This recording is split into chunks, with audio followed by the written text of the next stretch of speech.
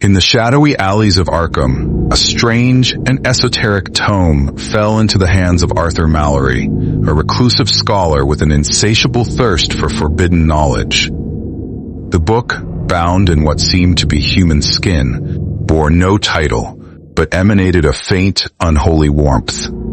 Upon opening its cracked and yellowed pages, Arthur discovered incantations written in a language he could not decipher. Yet the words seemed to whisper themselves into his mind. The tome spoke of an entity named Zalthoran, an ancient god slumbering beneath the waves of the Atlantic, whose awakening would spell the end of mankind.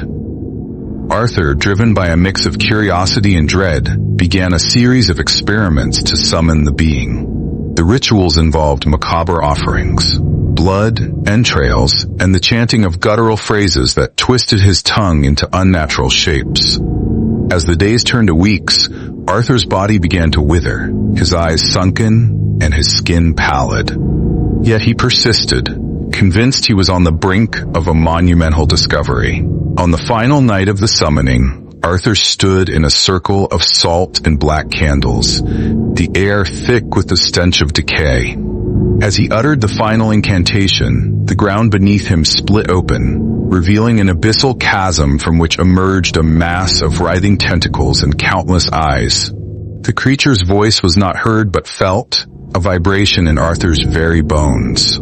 It spoke of humanity's insignificance, of the countless civilizations it had devoured across the cosmos.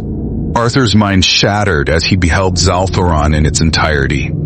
His body was found days later, a desiccated husk with his eyes and tongue missing. The tome was gone, leaving only the faint scent of brine and rot.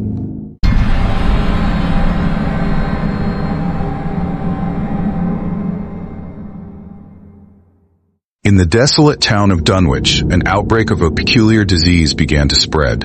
It started innocuously with small patches of discolored skin, but within days, these patches grew into pulsating sores that oozed a foul green ichor. The afflicted would complain of voices whispering in their ears, urging them to join the soil. Dr. Elias Carter, a physician with a penchant for the occult, was called to investigate.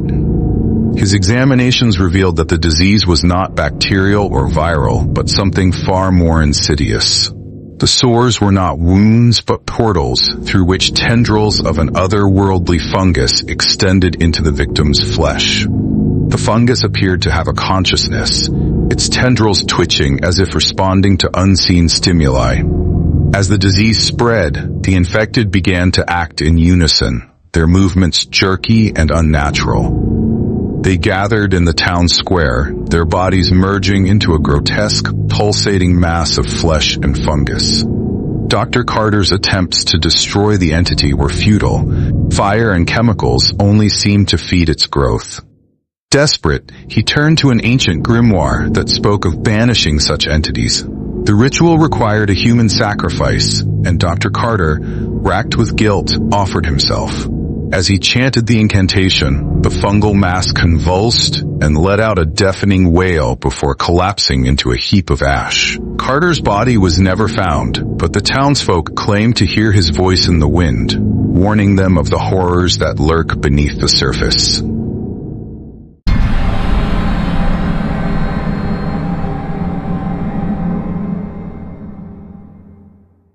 In the coastal town of Innsmouth, a series of disappearances plagued the local fishing community.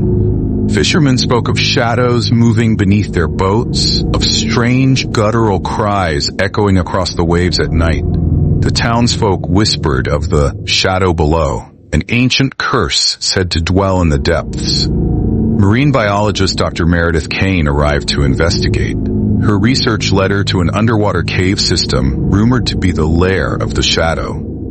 Equipped with advanced diving gear, she descended into the dark, icy waters.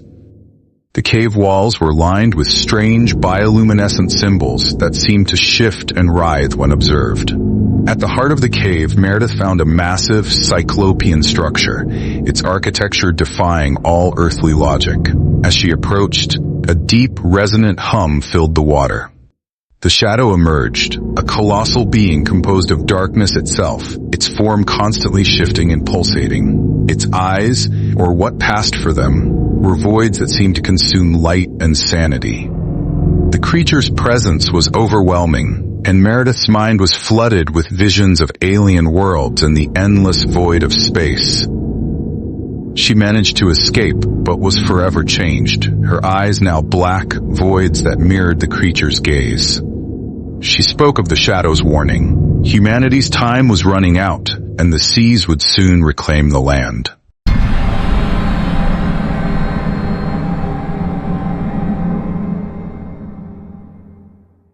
Deep in the Appalachian Mountains, a group of hikers stumbled upon an abandoned mining town. The buildings were eerily intact, yet no signs of life remained. As night fell, the group began to hear strange noises, low growls and the scraping of claws against wood. The hikers soon discovered that they were not alone. The town was inhabited by the lurking hunger, a creature that fed on fear and flesh. It was a towering skeletal being, with skin stretched taut over its frame, its elongated limbs ending in razor-sharp claws. Its eyes glowed with a malevolent light, and its mouth was filled with rows of needle-like teeth. One by one, the hikers were hunted, their screams echoing through the empty streets. The creature seemed to enjoy the chase, toying with its prey before delivering the killing blow. The last survivor, a man named Daniel, managed to trap the creature in an old mine shaft and set it ablaze. However, as he fled the town, he felt an unnatural hunger growing within him. His reflection in a nearby stream revealed his eyes glowing with the same malevolent light as the creature's.